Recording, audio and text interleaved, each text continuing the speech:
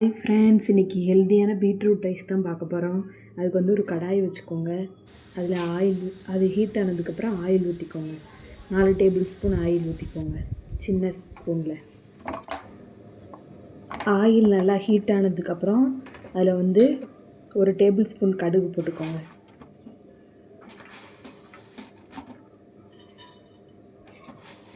கடுகு நல்லா பொரிஞ்சதுக்கப்புறம் அதில் வந்து வெங்காயம், ஒரு பெரிய வெங்காயம் போட்டிருக்கேன்.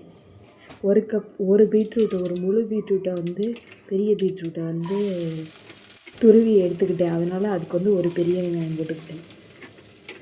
ஒரு பச்சை மிளகா போட்டுக்கிட்டேன். அதை வந்து சேர்த்து நல்லா வதக்கிக்கோங்க. ரொம்பலாம் வதங்க தேவையில்லை, ஓரளவுக்கு வதங்கினா போதும்.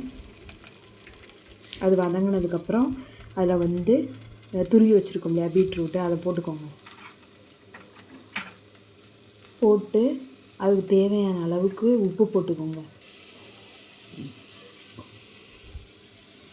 உப்பு போட்டு ஒரு அரை டம்ளர் தண்ணி ஊற்றிக்கோங்க. அப்போ தான் அந்த பீட்ரூட் வந்து நல்லா வேகும். மூடி போட்டு மூடி வச்சுருங்க, நல்லா வெந்துடும். அதுக்கப்புறம் வந்து அதில் வந்து 1/4 டேபிள் ஸ்பூன் தனி மிளகாத்தூள், 1/4 டேபிள் ஸ்பூன் கரம் மசாலா போட்டுக்கோங்க.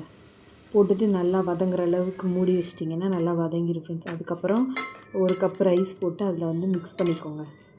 அவ்வளோதான் ஃப்ரெண்ட்ஸ், ரெடி ஆகிடுச்சு. ரொம்ப ஈஸியானது. செஞ்சு பார்த்துட்டு எப்படி இருந்துச்சுன்னு கமெண்ட்டில் சொல்லுங்கள்.